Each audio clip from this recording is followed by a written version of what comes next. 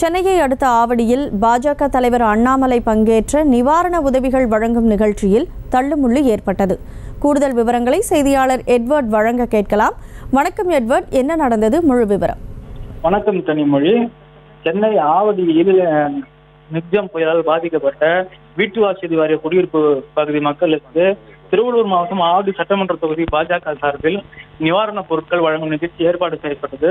சுமார் 500 நபர்களுக்கு நிவாரண நிகழ்ச்சியானது வழங்க ஏற்பாடு செய்யப்பட்டது. இதில் பாஜகவின் மாநில தலைவர் அண்ணாமலை அவர்கள் கலந்து கொண்டு பொதுமக்களுக்கு நிவாரணப் பொருட்களை வழங்குவதாக இருந்தது. இதில் அதிக அளவில் கட்சிக்காரர்கள் அண்ணாமலை அவர்களை நெருக்கி தள்ளியதாலும்